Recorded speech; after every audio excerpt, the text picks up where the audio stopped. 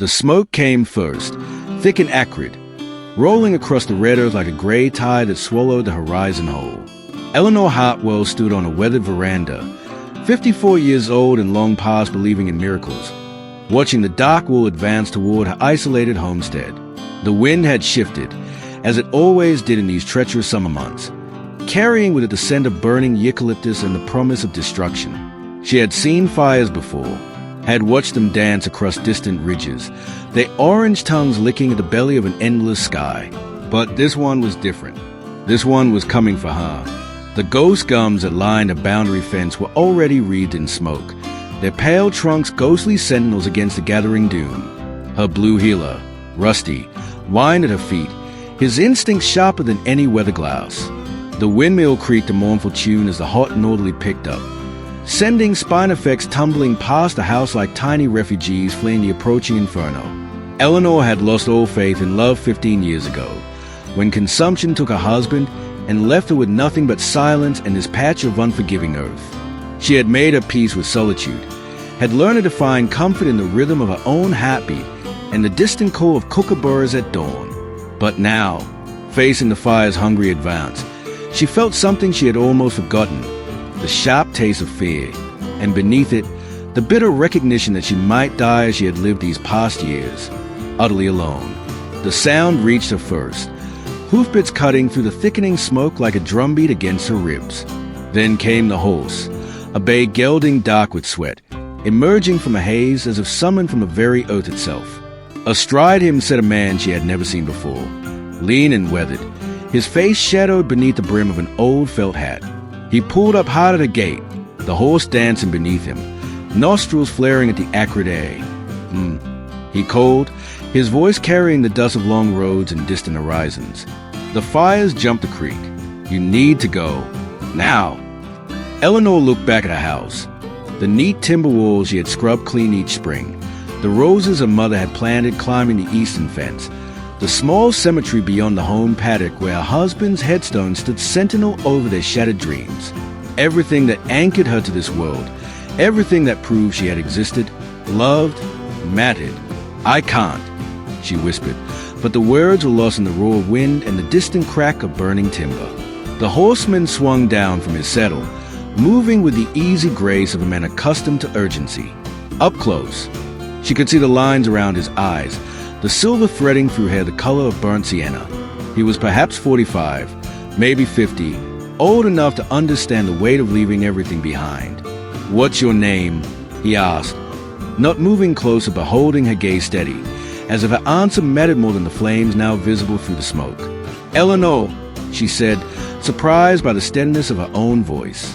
"Eleanor Hartwell. I'm Jacob. Jacob Morrison." He touched the brim of his hat, a gesture that belonged to a more courteous age. "And I'm not leaving without you, Mrs. Hartwell. Fire or no fire." A tremendous crack echoed across the paddock as one of the ghost gums succumbed to the flames. Embers began to drift like deadly snow, settling on the iron roof of a house with tiny, sinister ticks. Rusty barked once, sharp and urgent. Jacob's horse snorted, rolling its eyes as the smoke thickened. The wind's changing again. We've got maybe 10 minutes before this whole ridge goes up. Eleanor closed her eyes, feeling the hot breath of the fire on her face, tasting it on her tongue. When she opened them, Jacob Morrison was still there, waiting with the infinite patience of a man who had learned that some decisions could not be rushed. Behind him, his horse stamped and fretted, but he remained perfectly still, as if he had all the time in the world. "My chickens," she said suddenly. "The water tanks. If I could just—" "I'll help," he said simply. "But we do it fast, and we do it now." They worked without speaking, years of isolation and self-reliance guiding their movements. Eleanor scattered grain while Jacob opened the henhouse, driving the squawking birds toward the creek that ran behind the house. She dragged the garden hose toward the water tank while he kicked dirt over the glowing embers that had begun to accumulate near the wood heap. The fire crested the ridge as they worked, a wall of orange and red that turned the afternoon light the color of old blood.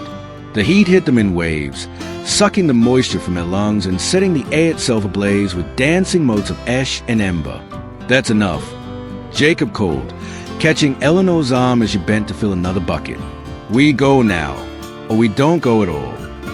She looked back once more at the house where she had spent half a lifetime, where she had learned both the depths of love and the bitter ache of its absence. The fire was close enough now that she could hear its voice, a low, hungry roar punctuated by the sharp crack of wood surrendering to flame. Jacob helped her onto his horse, his hands gentle but firm as he settled her behind him. The gelding danced nervously as burning leaves swirled around them like autumn made deadly. Eleanor wrapped her arms around Jacob's waist, feeling the solid warmth of him through his cotton shirt. And for the first time in 15 years, she was not alone. They rode hard toward the creek, Rusty running alongside, the fire nipping at their heels like some monstrous predator. Behind them, Eleanor's roses caught fire with a sound like sighing, their petals curling black against the heat. But she did not look back. She could not bear to see the ending of so many years written in smoke and flame. At the creek, Jacob pulled up short, the horse blowing hard beneath them. The water ran shallow here, barely ankle deep, but it was enough. They dismounted in the shallows, leading the trembling horse downstream while the fire raged across the ridge above them, consuming everything in its path. Eleanor sank to her knees in the muddy water, her skirts dark and heavy around her legs. The fire had passed over them now, leaving behind a world transformed. Blackened stumps where proud trees had stood, smoldering fence posts marking boundaries that no longer mattered, the air itself thick with ash and the ghost of all that had been lost. Jacob knelt beside her, water dripping from his hat brim, his eyes reflecting the orange glow that still painted the horizon. Neither of them spoke. There were no words for moments like this, when the world remade itself in fire and ash, when everything familiar became suddenly, irrevocably strange.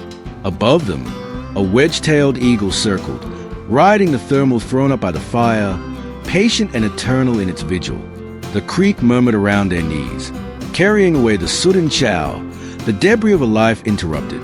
And in that quiet space between catastrophe and whatever came next, Eleanor Hartwell felt something she had thought lost forever, the faint, impossible flutter of hope taking wing in her chest.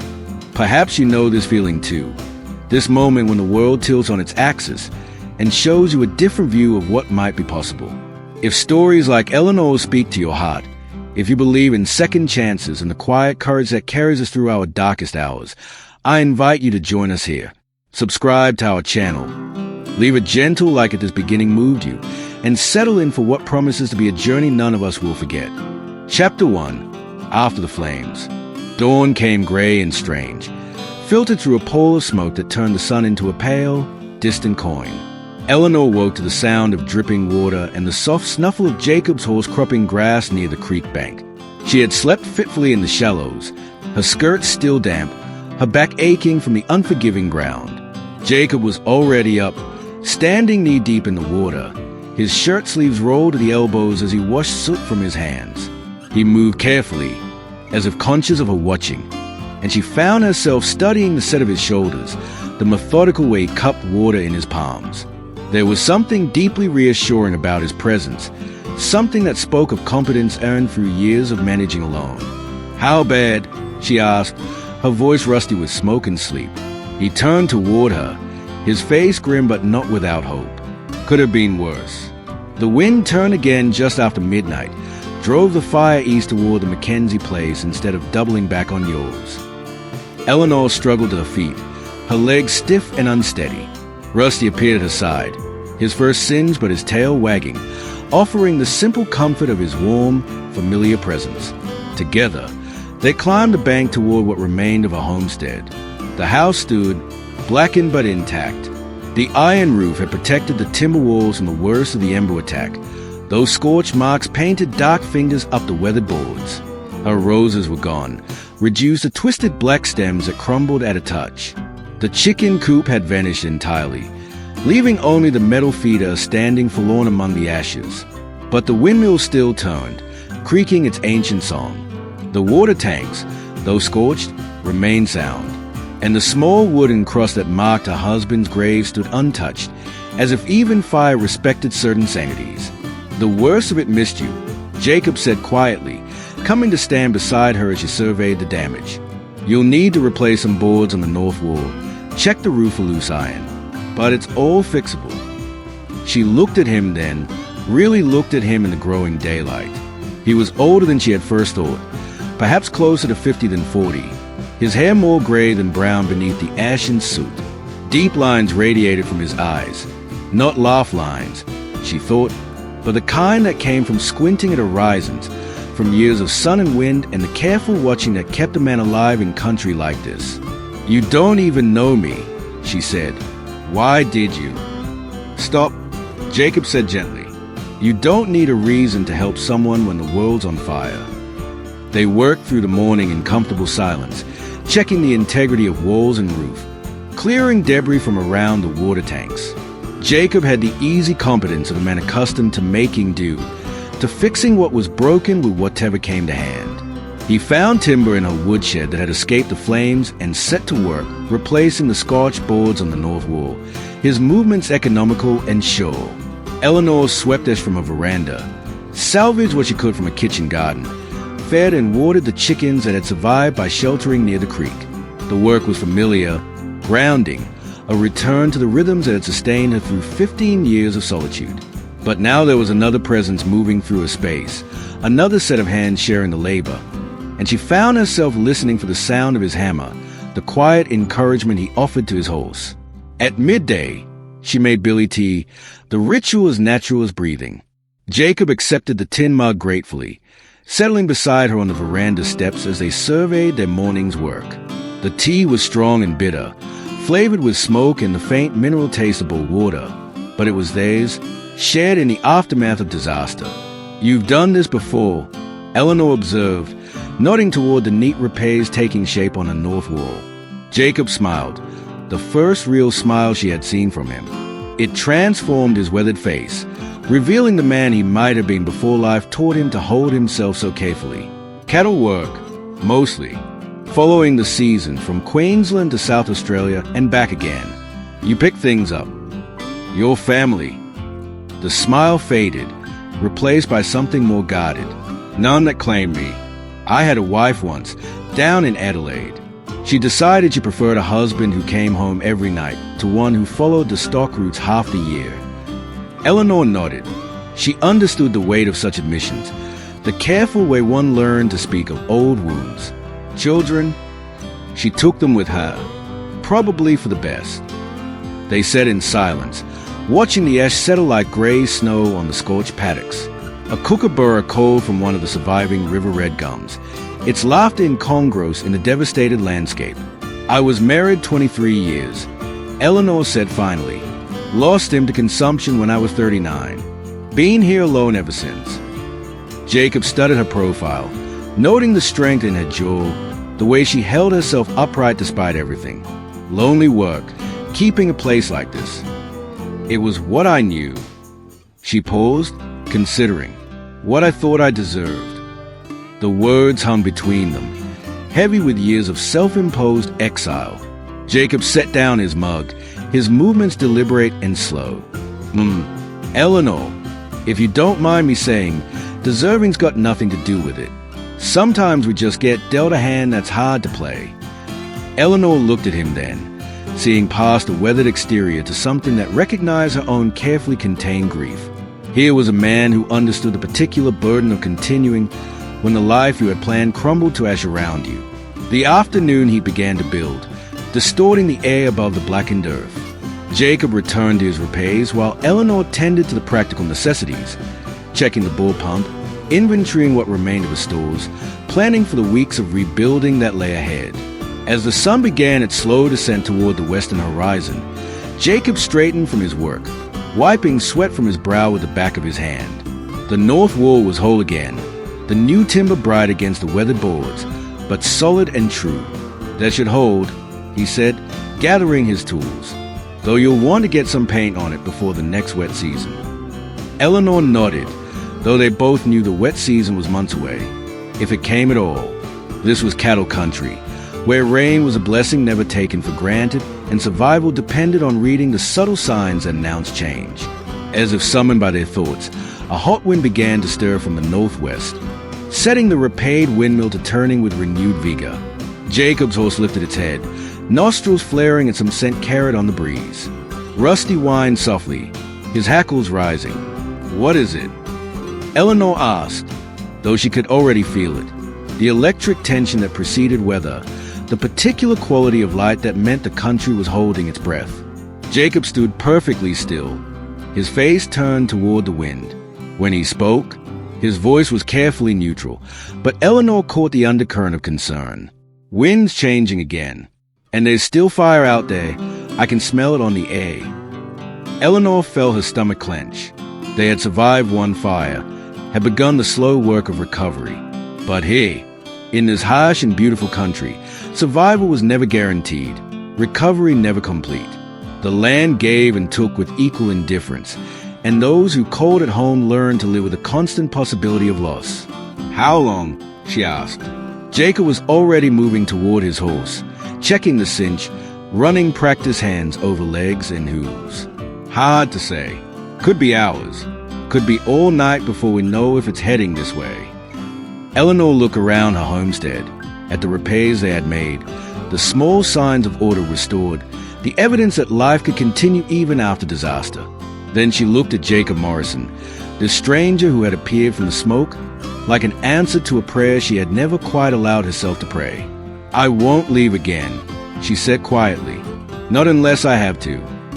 Jacob met her eyes, and something passed between them, an understanding, perhaps, or simply the recognition that some fights are worth having, some ground worth defending, regardless of the odds. "Then we'd best get ready," he said, "just in case." As twilight gathered around them, painting the scorched landscape in shades of purple and gold, they began to prepare for another long night. The fire might come again, or it might not, but they would face it together, two people who had learned that sometimes the only choice left was to stand firm and hope that morning would find them still breathing, still fighting, still alive in a world that asked no less and promised no more than that. Chapter 2. Rebuilding and Reckoning. The wind held steady through the night, but mercifully cool, carrying with it the green scent of unburned grass and the distant promise of creek water rather than the acrid bite of smoke. Eleanor woke before dawn to find Jacob already moving about in the gray half-light, checking the water tanks, scanning the horizons with the methodical attention of a man who had learned to read the language of sky and wind. They broke their fast with damper and tea, the simple meal shared on a veranda as the sun painted the eastern ridge gold and rose. The devastation looked different in the morning light, less absolute somehow, as if the earth itself was already beginning the slow work of renewal. "Fire went around us," Jacob reported, settling back with his mug cradled in work-hardened hands. "Headed east toward the river, then south. We are clear, for now." Eleanor nodded, feeling the tight knot of anxiety in her chest begin to ease. Around them, the first bird were beginning to call, mudlarks and woolly wagtails venturing tentatively into the changed landscape. Life, it seemed, was remarkably persistent, remarkably quick to reclaim what fire had taken. They spent the morning assessing the full extent of the damage, walking the boundaries of a small holding with the careful attention of people taking inventory of their world. The eastern fence line was gone entirely. The wire melted in places, the posts reduced to charcoal stumps. The machinery shed had lost its roof but remained structurally sound. Most of a vegetable garden was ash, though a few hardy pumpkin vines near the house tank had somehow survived. "Fencing first," Jacob said, running a length of salvage wire through his fingers. "Get your boundaries back, then worry about the rest." Eleanor watched him work, noting the economy of his movements, the way he approached each task with quiet competence.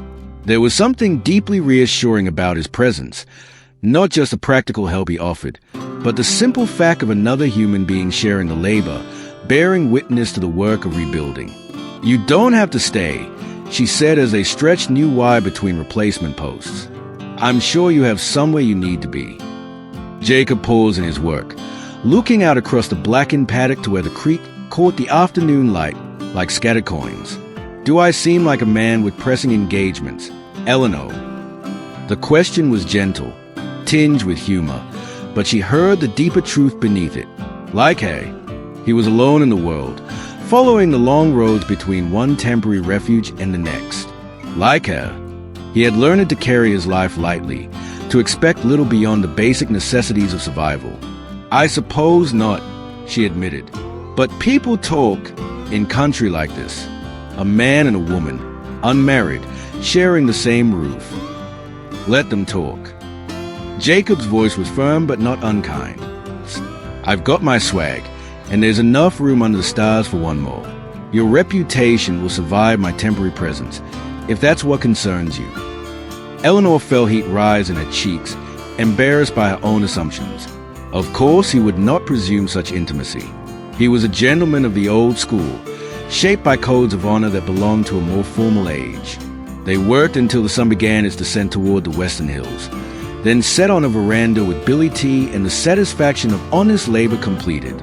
The new fence line ran straight and true, a declaration that this place remained claimed, tended, loved despite the fire's best efforts.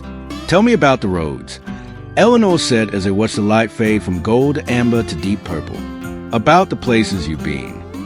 Jacob was quiet for a long moment, as if sorting through years of accumulated experience, deciding what might be worth the telling. When he spoke, his voice carried the cadence of long nights around campfires, of stories shared under stars. "I was working a mob up near Charleville one winter," he began, following the feed after a drought that had lasted the better part of 3 years. The cattle were poor, the men poorer, and we'd been pushing hard for weeks just to keep them alive. One evening, we made camp near a billabong that was down to little more than mud and hope. The youngest of our crew, a boy named Billy, couldn't have been more than 17. He set himself apart from the fire, staring into that muddy water like it held all the answers in the world. "What's troubling you, son?" I asked him, and he looked up at me with eyes that seemed older than his years. "I'm afraid," he said, simple as that. "Afraid of being alone out here. Afraid of what happens when the water runs out and the cattle start dying, and there's nothing left but empty country and empty sky." Well, I thought about that for a while, watching the stars come out over that dry billabong. Then I told him something an old drover had told me years before. "Son, there's being alone, and then there's being lonely. They are not the same thing at all. You can be alone in the middle of empty country and feel as connected to the world as any man alive. But you can be lonely in a room full of people if you're too afraid to let them see who you really are." Young Billy, he chewed on that for a while, then asked me which was worse, being alone or being afraid to be known. And I had to think on that myself. Finally told him I reckoned being afraid to be known was a worse fate, because at least when you're alone, you still got yourself a company. But when you're afraid to let folks see the real you, well, then you're lost even to yourself. Jacob fell quiet, his gaze distant, as if he was seeing not Eleanor's fire-scarred paddock, but some long-ago billabong under a canopy of stars. "What happened to Billy?" Eleanor asked softly. Jacob's mouth curved in a small, sad smile.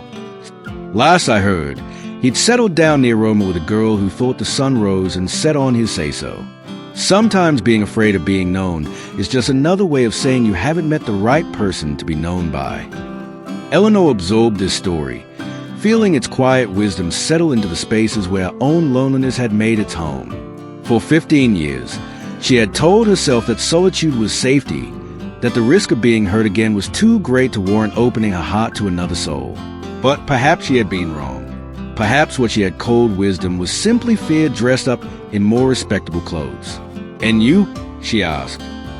"Did you ever find the right person to be known by?" Jacob considered this question with the gravity it deserved, understanding that she was asking about more than his marriage, more than the woman who had chosen the safety of Adelaide over the uncertainties of the droving life. "I thought I had," he said finally, "but I reckon I was more in love with the idea of being settled than I was with the actual work of letting someone see all my rough edges and choosing to stay anyway. When she left, I told myself it was because she couldn't handle the life I'd chosen. Took me a good many years to admit that maybe I'd never really let her see the life I'd chosen, or the man who'd chosen it. The honesty of this admission hung between them like a bridge neither was quite ready to cross. Eleanor set down her mug and rose to light the kerosene lamp against the gathering darkness, her movements careful and deliberate. "I used to think love was something that happened to you," she said, her back turned as she adjusted the wick. "Like weather, or illness, or any other force beyond your control. It took my husband's dying for me to understand that love is something you choose to do every day in 1,000 small ways. The feeling might come and go, but the choosing, that's what makes it real. She turned back to find Jacob watching her with an expression she could not quite read. Surprise, perhaps, or recognition, or something deeper and more complex than either. "Sounds like you learned that lesson the hard way," he said. "The only way that matters." Eleanor settled back into her chair, drawing her shawl closer around her shoulders as the night had began to carry a hint of autumn's coming chill. "I chose to love William every day of our marriage, even when he was coughing blood, and we both knew what was coming. And after he died, I chose to stop loving altogether, because it seemed safer than risking that kind of loss again. And now," the question was asked so gently that Eleanor almost missed its significance. When she looked up, Jacob's eyes held no judgment, no pressure, only a patient curiosity about what she might choose to reveal. "Now I think maybe I was wrong about safety," she said. "Maybe choosing not to love is just another way of choosing not to live." A night bird called from somewhere in the darkness beyond the circle of lamplight, a mopoke's haunting cry that seemed to carry all the loneliness of the vast Australian night. Eleanor shivered, not from cold but from the sudden recognition of how small they were, how brief their moment of connection in the face of such immensity. As if sensing her mood, Jacob rose and moved to the veranda rail, his silhouette dark against the star-scattered sky. When he spoke, his voice carried the weight of a man who had spent long years learning to read the subtle signs that separated survival from disaster. "There's something you should know," he said quietly. "That smoke we've been smelling on and off today, it's not from yesterday's fire. There's a new one, maybe 20 miles north of here. The wind's been variable, but if it shifts south..." Eleanor felt her stomach clench with familiar dread. Just when they had begun to believe they were safe, when she had started to imagine a future that might include something more than mere survival, the specter of fire rose again to remind them how fragile their small victories truly were. "How long do we have?" she asked. "Hard to say. Could be days, could be hours. But Eleanor..." Jacob turned to face her, his expression grave. "If it comes this way, we'll have a choice to make. Stay and fight, or run while we still can." Eleanor looked out across a small domain, the house where she had learned both love and loss, the garden where her mother's roses had bloomed until yesterday, the small cemetery where William's bones lay at rest beneath the unforgiving sky. This place held everything that remained of her old life, everything that proved she had once been part of something larger than herself. But now, for the first time in 15 years, she had to consider what might be worth preserving of the life she was still living. "I won't run again," she said, the words carrying the weight of a vow. "Whatever comes, this is where I make my stand." Jacob nodded slowly, unsurprised but perhaps a little saddened by a declaration. "Then we'd better hope we are ready for whatever morning brings." As they prepared for sleep, Eleanor in her own bed for the first time since the fire, Jacob spreading his swag beneath the stars as promised, neither spoke of the choice that might await them come dawn. But both understood that the conversation they had shared, the careful admissions and gentle recognitions, had changed something fundamental between them. They were no longer simply two strangers thrown together by circumstance, but two people who had begun the delicate work of allowing themselves to be known. Whether that would prove to be wisdom or folly remained to be seen. But as Eleanor lay listening to the familiar sounds of night settling over her recovered home, she found herself grateful, for the first time in years, to be facing an uncertain tomorrow in the company of another living soul. Chapter 3. The Second Chance. Final. Eleanor woke to the sound of Jacob's voice cutting through the pre-dawn darkness, urgent but controlled. "Eleanor, time to get up. The fire's moving." She was on her feet before fully awake, muscle memory from years of solitary vigilance guiding her movements. Outside, the eastern sky glowed with an orange light that had nothing to do with sunrise. The acrid scent of smoke was thick on the air, carried by a hot northerly that set the windmill creaking its ancient warnings. Jacob stood by the water tank, already dressed, his horse settled and ready. In the lamplight spilling from a kitchen window, his face was grim but determined. a man who had assessed their situation and found it wanting but not hopeless. "How close?" Eleanor asked, pulling her appetite against the morning chill that would soon give way to killing heat. 5 miles, maybe less. Moving fast with this wind behind it. Jacob's eyes met hers across the small space of a yard, and she saw in them the same question that had haunted her dreams. Fight or flee? Eleanor looked around her homestead, at the house she and Jacob had worked to repair, at the fence line they had rebuilt with their own hands, at the small signs of order restored. Then she looked at Jacob Morrison, this man who had appeared from the smoke like Providence itself, who had shared his stories and his wisdom in his quiet, steady presence. "We stay," she said simply. "We fight." Jacob nodded, as if he had expected no other answer from her. "Then we do it right. No heroics, no taking foolish chances. We work together, and we work smart." They moved with the efficiency of a team that had worked together for years rather than days, each anticipating the other's needs, each filling the gaps in their shared defense. Eleanor soaked blankets in the water tank, while Jacob cleared combustible material from around the house. She filled every bucket and basin she could find while he cut fire breaks with methodical precision, turning the earth to create barriers that might, if they were very lucky, turn the flames aside. By full sunrise, they had transformed her homestead into a fortress against fire. Wet blankets hung from every eave. Water barrels stood ready at strategic points, and the ground for 20 yards in every direction had been cleared of anything that might carry flame to her door. The fire crested the northern ridge as they completed their preparations, a wall of orange and scarlet that turned the morning light hellish. The roar of it was audible now, punctuated by the sharp crack of timber surrendering to heat, and the howl of wind superheated until it became a thing alive and malevolent. "Remember," Jacob said, checking the damp cloth he had tied around his face, "we don't try to stop it. We just try to turn it. Fire wants to go uphill and into the wind. We give it easier paths to follow." Eleanor nodded, though her throat was too tight with smoke and fear to attempt speech. Beside her feet, Rusty pressed close, his fur damp from the soaking she had given him, his trust in her absolute despite the approaching catastrophe. The first embers arrived like advanced scouts, glowing fragments that drifted down like deadly snow. Eleanor and Jacob moved from point to point around the house, stamping out spot fires before they could take hold, dousing ember attacks with precious water from their carefully hoarded supply. But it was when the main body of the fire reached the edge of a cleared ground that Eleanor truly understood the magnitude of what they faced. The flames towered 30 feet above the remaining trees, fed by the wind into a frenzy that seemed to mock their small, human preparations. The heat was like a physical blow, sucking the moisture from their lungs and setting the very air ablaze with dancing sparks. "The shed!" Jacob shouted over the roar, pointing to where the machinery shed's replacement roof had caught fire. Eleanor was already running, bucket in hand, but even as she threw water on the spreading flames, she knew it was hopeless.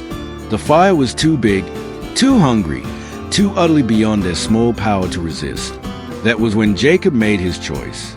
Instead of retreating to the relative safety of the water tank, he ran toward the house, toward the kerosene lamp they had left burning in the kitchen window. Eleanor realized what he intended a heartbeat before he reached the veranda. He was going to try to save a lamp, the small beacon that had guided them through their preparations, the symbol of domesticity and hope that had somehow come to represent everything worth preserving. "Jacob, no." Eleanor's voice was lost in the fire's roar, but she ran after him anyway, her bucket forgotten, her careful preservation of safety abandoned in the face of something more important than survival. She found him in her kitchen, lamp in hand, looking around at the small domestic space with eyes that seemed to be memorizing every detail. The fire was at the windows now, painting everything orange and gold, and she could hear the timber walls beginning to groan under the assault of heat. "Foolish man," she gasped, taking the lamp from his hands and setting it carefully on the table. "Did you think a bit of glass and metal was worth dying for?" "Not the lamp," Jacob said, his soot-stained face serious. "What it meant, this place you've built, this life you've lived. It matters, Eleanor. It's worth fighting for." The roof caught fire then, the iron heating until it warped with sounds like gunshots. They had perhaps minutes before the whole structure became untenable. But instead of fleeing, Eleanor found herself stepping closer to Jacob, close enough to see the gold flecks in his brown eyes, close enough to smell the smoke in his hair. "And what about you?" she asked. "Are you worth fighting for two?" Jacob's answer was to pull her close. His arms strong and sure around her as burning debris began to rain down around them. It was not a romantic embrace, but something deeper and more necessary. The desperate connection of two people facing the possibility of ending together rather than alone. "The tank," Jacob said against her ear, his voice hoarse with smoke. "Now!"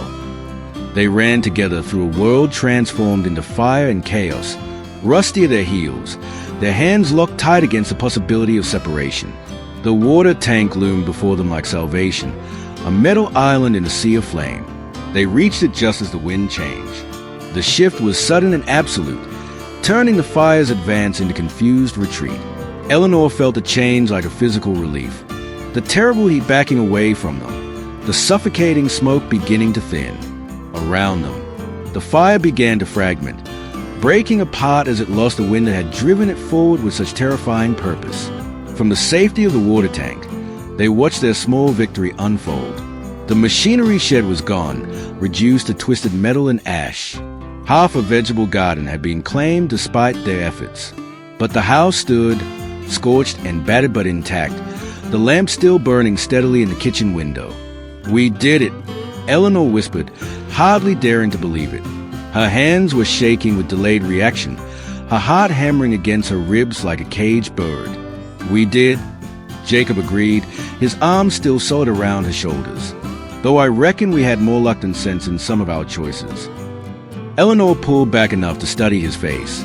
The soot-stained cheeks, the singed eyebrows, the quiet satisfaction of a man who had faced disaster and found himself still breathing. "You could have been killed going back for that lamp. So could you, following me?" Jacob's voice was gentle, but his eyes were serious. "Question is, what does it tell us about the choices we are willing to make?" Before Eleanor could answer, Rusty barked sharply, his attention focused on something beyond the settling smoke. They turned to see a rider approaching, old Tom Mackenzie from a neighboring property.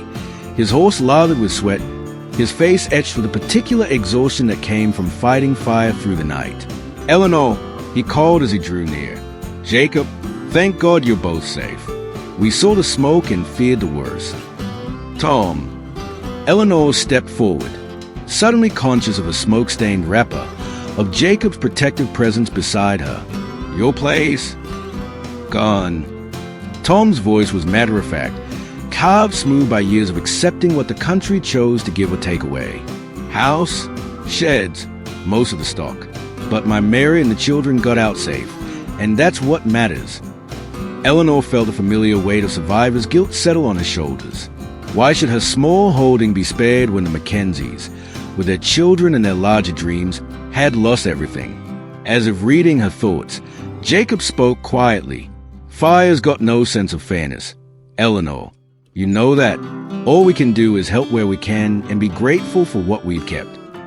Tom nodded agreement, then seemed to notice for the first time the careful preparations around Eleanor's homestead, the evidence of coordinated defense rather than simple luck.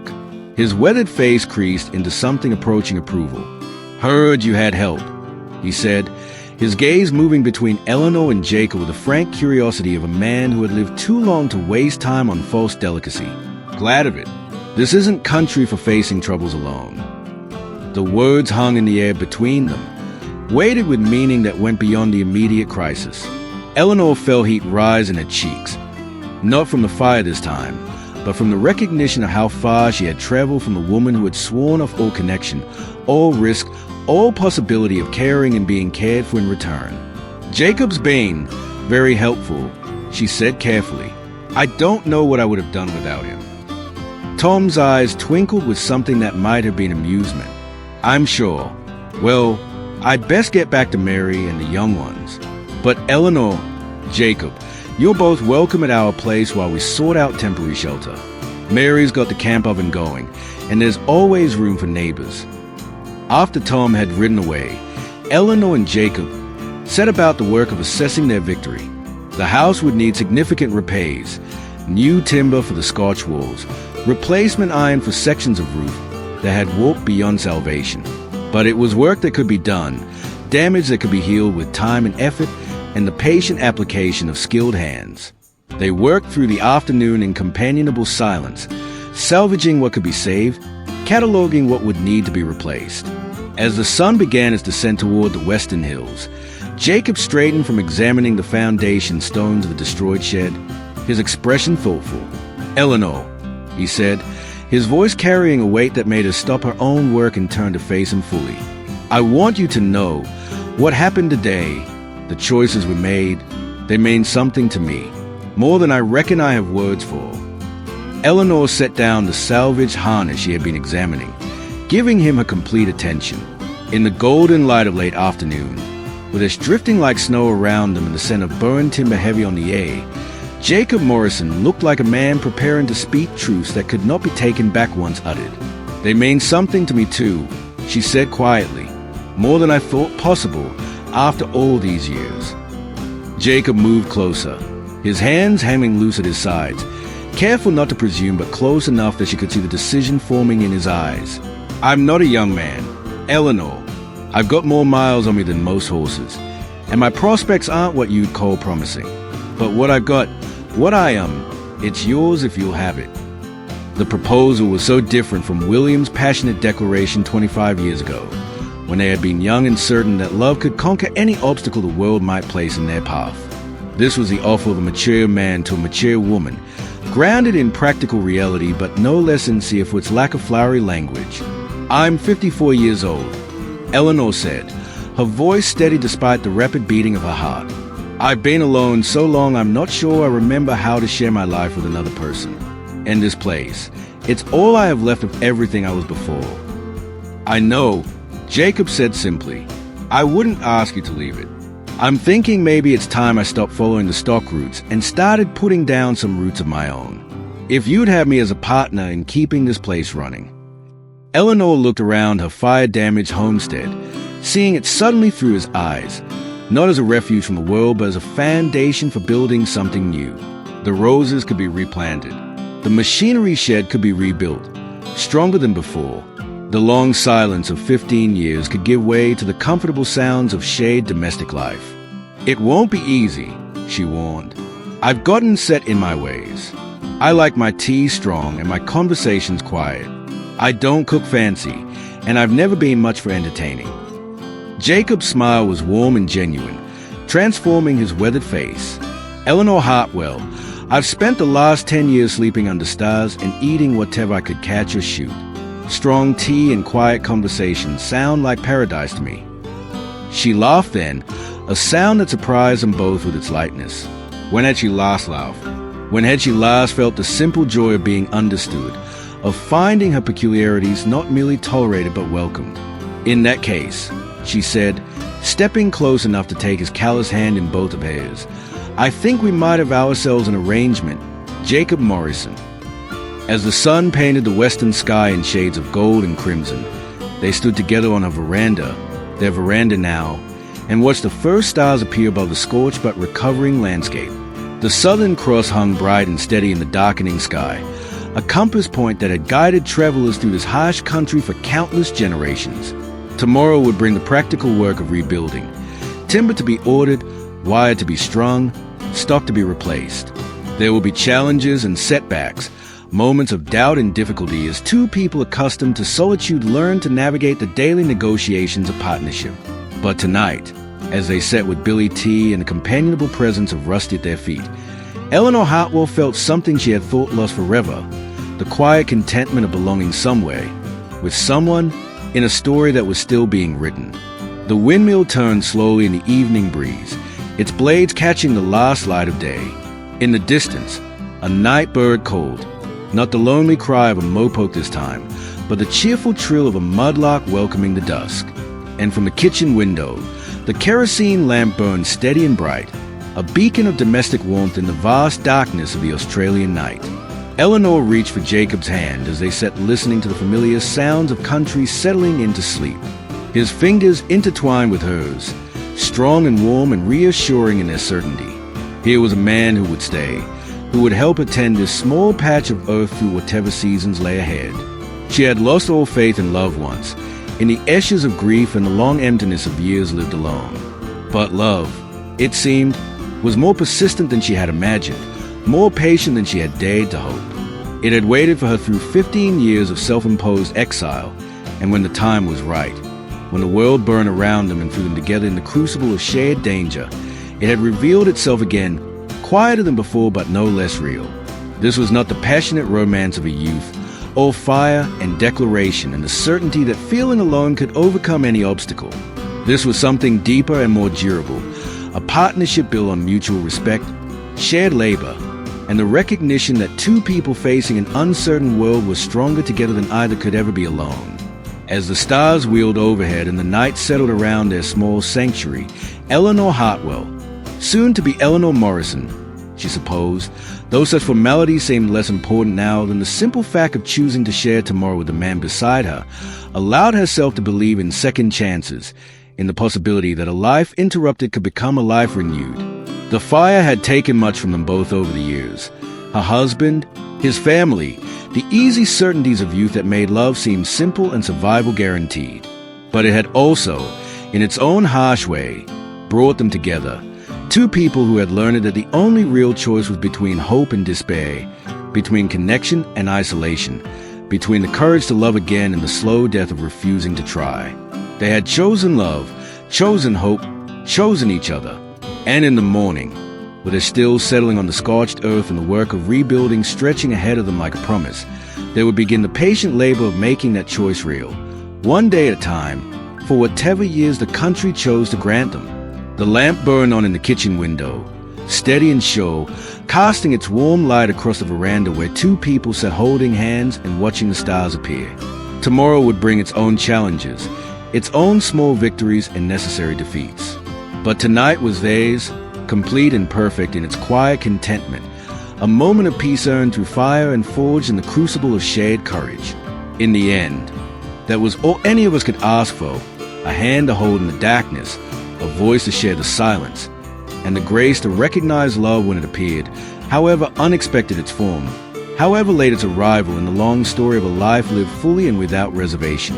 Perhaps you, too, have found yourself standing at the crossroads between solitude and connection, between the safety of familiar loneliness and the risk of opening your heart once more. Eleanor and Jacob's story reminds us that love is not the exclusive province of youth, that second chances can be sweeter than first ones, and that courage comes in many forms, sometimes as dramatic as facing down a bushfire, sometimes as simple as choosing to trust another person with the truth of who we are.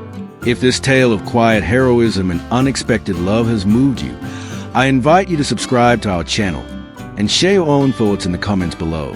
Have you known the courage it takes to love again after loss? Have you witnessed the particular grace of partnerships formed in the wisdom of maturity?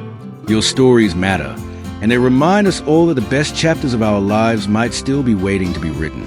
Until we meet again around the campfire of shared stories, may your own journey be filled with the kind of brave choices that lead not just to survival, but to the deeper reward of a life well lived and well loved.